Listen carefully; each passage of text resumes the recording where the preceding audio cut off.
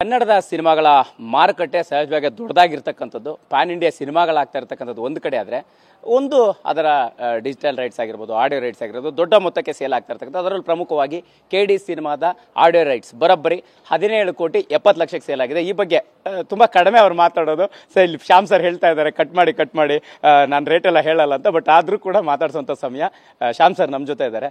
Sir, ನೀವು ಮಾತಾಡೋದು ತುಂಬ ಕಮ್ಮಿ, ಬಟ್ ಇವತ್ತೊಂದು ತುಂಬ ಸ್ಪೆಷಲ್ ಟೈಮು ನಿಮ್ಮನ್ನು ಮಾತಾಡ್ಸೋಂಥ ಸಮಯ. 17 ಕೋಟಿ 70 ಲಕ್ಷ ಸಣ್ಣ ಅಮೌಂಟಾ ಸರ್? ಹೆಂಗೆ ಪ್ಲ್ಯಾನ್ ಆಯಿತು ಅಂತ? ಸರ್, ರೇಟ್ ಬಗ್ಗೆ ಮಾತಾಡೋದಕ್ಕಿಂತ ನಾವು ಆ ಸಿನಿಮಾಗೆ ಯಾಕೆ ಏನು ಹೌದು ಒಂದು ಒಳ್ಳೆ ರೇಟ್ ಕೊಟ್ಟಿದ್ದೀವಿ, ಯಾಕೆ ಕೊಟ್ಟಿದ್ದೀವಿ, ಏನು ಕೊಟ್ಟಿದ್ದೀವಿ ಅನ್ನೋದಕ್ಕೆ ಕಾರಣಗಳು ನೂರಾರು ಇದೆ. ಒಂದು ಒಳ್ಳೆ ಡೈರೆಕ್ಟ್ರು, ಒಳ್ಳೆ ಮ್ಯೂಸಿಕ್ ಡೈರೆಕ್ಟ್ರು, ಒಳ್ಳೆ ಪ್ರಮೋಷನ್ ಮಾಡೋ ಕಂಪನಿ, ಆಮೇಲೆ ಅದ್ರ ಜೊತೆ ನಮ್ಮದು ಒಂದು ಲೋಗೋ ಬಿದ್ದಾಗ ಅದೊಂಥರ ನಮ್ಮ ಸಂಸ್ಥೆಗೂ ಒಂಥರ ದೊಡ್ಡದಾಗುತ್ತಲ್ಲ ಅಂತ ಹೇಳಿ ಒಂದು ಡಿಸ್ಕಷನಲ್ಲಿ ಮಾಡಿದಾಗ ಒಂದು ಇದಾಗಿದೆ. ಸರ್, ಇಲ್ಲಿ ಒಂದು ತುಂಬ ಇಂಟ್ರೆಸ್ಟಿಂಗ್ ವಿಚಾರ. ಧ್ರುವ ಸರ್ಜಾ ಅವರ ಫಸ್ಟ್ ಸಿನಿಮಾ ರಿಲೀಸ್ ಆದಂಥ ಟೈಮಲ್ಲಿ, ಅದ್ದೂರಿ ಟೈಮಲ್ಲಿ 1000 CDಗಳನ್ನು ನಿಮ್ಮ ಹತ್ರ ಬಂದು ಇಸ್ಕೊಂಡೋಗಿ ಡಿಸ್ಟ್ರಿಬ್ಯೂಷನ್ ಮಾಡಿ ಎಂಜಾಯ್ ಮಾಡಿದಂಥ ಸಿಚುವೇಶನ್ ಇದೆ. ಸೊ ಇವತ್ತು ಅವ್ರದ್ದೇ ಸಿನಿಮಾ ಬರೋಬ್ಬರಿ ಈ ಮೊತ್ತಕ್ಕೆ, ಆ ಚೇಂಜ್ ಓವರು, ಆ ಜರ್ನಿ ನಿಮ್ಮ ಜೊತೆಗೆ ಹೆಂಗೆ ನೆನಪಾಗುತ್ತೆ ಅಂತ? ಸರ್, ಆ್ಯಕ್ಚುಲಿ ನಮಗೂ ಗೊತ್ತಿರಲಿಲ್ಲ ಇದು. ಧ್ರುವ ಅವರ ದೊಡ್ಡತನ ಅದು ಯಾವಾಗಲೂ ಆನಂದ್ ಅಡಿಯೋ ಅಂದಾಗ ಒಂದು ಸ್ಟೇಜಲ್ಲಿ ಇದ್ದಾಗ ಈ ಮಾತು ಹೇಳ್ತಾರೆ ಅವರು.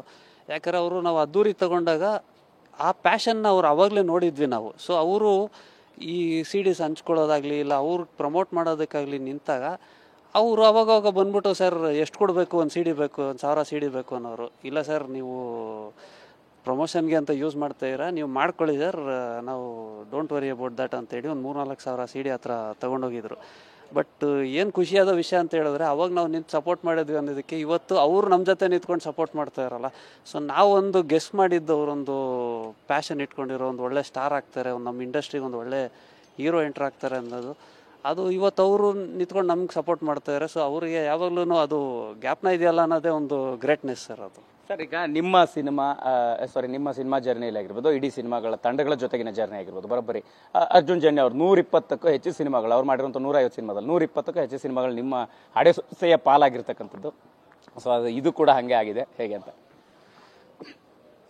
ಸರ್ ಗೊತ್ತಿಲ್ಲ, ಅದು ಒಂಥರ ನಾವು ಸ್ಟಾರ್ಟಿಂಗೇ ಒಂದು ಇವಾಗ KVN ಆಗಲಿ, ನಾವು ಫಸ್ಟ್ ಅವರು ಒಂದು ಪಿಕ್ಚರ್ ತೊಗೊಂಡ್ವಿ, ಇವಾಗ ಅವರು ನೆಕ್ಸ್ಟ್ 2 ಮಾಡಿರೋ ಪಿಕ್ಚರು ನಮಗೆ ಬಂತು. ಸೊ ಅವರು ಬೇರೆ ಕಡೆ ಹೋಗ್ಬೇಕು ಅಂತ ಯೋಚನೆ ಮಾಡದೇ ಇರೋ ಥರ ನಮ್ಮದು ಅವ್ರದ್ದು relation. So Arjun Janya sir ಜೊತೆನೂ ಹಂಗೆ, ನಾವು ಸ್ಟಾರ್ಟ್ ಮಾಡಿದಾಗ 1, 2, 3 ಸಿನಿಮಾ ಅಂತ ಮಾಡಿದೆ. ಬಟ್ ಇದು ಬರ್ತಾ ಜರ್ನಿ ಹೆಂಗಾಗೋಯ್ತು ಅಂತ ಹೇಳಿದ್ರೆ ಒಂಥರ ಫ್ಯಾಮ್ಲಿ ಜರ್ನಿ ಥರ ಆಗೋಯ್ತು.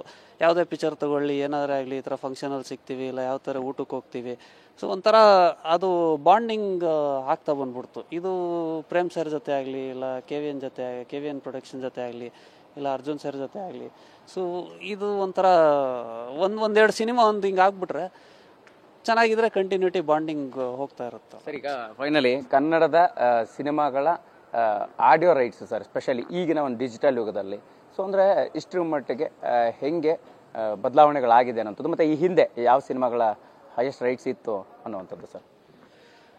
ಸರ್, ಹೈಯೆಸ್ಟ್ ರೇಟ್ಸ್ ಅನ್ನೋದಕ್ಕಿಂತ ಪ್ರತಿ ವರ್ಷ ಒಂದು ರೇಟ್ಗಳು ಜಾಸ್ತಿ ಆಗ್ತಾ ಇದೆ. ಇಲ್ಲ ಜಾಸ್ತಿ ಆಗ್ತಾ ಇರೋ ಕಾರಣ ಅಂತ ಒಳ್ಳೇದೇ ಅಲ್ವಾ ಅಂತ ನಾವು ಯಾವಾಗಲೂ ಕೂತ್ಕೊಂಡು ಮಾತಾಡ್ತಾ ಇರ್ತೀವಿ. ಯಾವುದೋ ಒಂದು ಪಿಕ್ಚರಿಗೆ 50 ಲಕ್ಷ ಕೊಟ್ಟಿರ್ತೀವಿ, ನೆಕ್ಸ್ಟ್ ಒಂದು ಪಿಕ್ಚರ್ ಬಂದಾಗ 1 ಕೋಟಿ ಕೊಟ್ಟಿರ್ತೀವಿ. ಯಾಕಪ್ಪ 1 ಕೋಟಿ ಕೊಡ್ಬೇಕು ಅನ್ಸುತ್ತೆ. ಬಟ್ ಅದೇ ನೆಕ್ಸ್ಟ್ ಪಿಕ್ಚರ್ ಬಂದಾಗ 1.5 ಕೋಟಿಗೆ ಹೋಗಿರುತ್ತೆ. ಸೊ ಒಂದೊಂದು ಟೈಮ್ ನಾವು ಕೂತ್ಕೊಂಡು ಡಿಸ್ಕಸ್ ಮಾಡಿದಾಗ price is not the issue ಅನಿಸುತ್ತೆ. ಯಾಕಂದರೆ ನಾವು ಅಷ್ಟು ಕೊಡ್ತಾ ಇದ್ದೀವಿ, ಇಲ್ಲ ನಾವು ಏನೋ ಒಂದು ಕೊಡ್ತೀವಿ ಅಂದಾಗ ಅದೊಂಥರ ಇಂಡಸ್ಟ್ರಿ ಬೆಳೀತಾ ಇದೆಯಲ್ಲ ಅನ್ನೋದು ಖುಷಿ ಅಲ್ವಾ. ಇವಾಗ ಅಷ್ಟಾಗಲಿಲ್ಲ, ಇದಾಗಲ್ಲ ಅಂತ ಹೇಳಿದ್ರೆ ಯಾರೂ ಅಷ್ಟೊಂದು ಕೊಡೋಕ್ಕಾಗಲ್ಲ. ನಮ್ಮ ಅದೃಷ್ಟಕ್ಕೆ ಏನಿದೆ ಅಂತ ಹೇಳಿದ್ರೆ, ನಾವು ಯಾವುದೇ ಈ ಥರ ಒಂದು ಬೆಟ್ ತೊಗೊಂಡ್ರೆ ಆ ಪಿಕ್ಚರ್ ಯಾವಾಗಲೂ ಸಕ್ಸಸ್ ಆಗಿ ನಮಗೊಂದು ರಿಟರ್ನ್ಸ್ ಕೊಟ್ಟಿರುತ್ತೆ. ಸೊ ಇಟ್ಸ್ ಹಂಗೆ ನೋಡ್ಕೊಂಡು ಹೋಗುತ್ತೆ ಅಷ್ಟೇ. ನಮ್ಮ ಅದೃಷ್ಟ, ಥ್ಯಾಂಕ್ಸ್ ಟು ಗಾಡ್, ಒಂದು ಒಳ್ಳೊಳ್ಳೆ ಸಿನಿಮಾಗಳು ಬಂದು ಚೆನ್ನಾಗಾಗ್ತದೆ. ಸರ್, ಈಗ ಫೈನಲಿ KD ಸಿನಿಮಾದ ಹಾಡುಗಳ ಮೊದಲ ಲಿಸ್ನರ್ ನೀವು ಆಗಿರ್ತೀರಿ.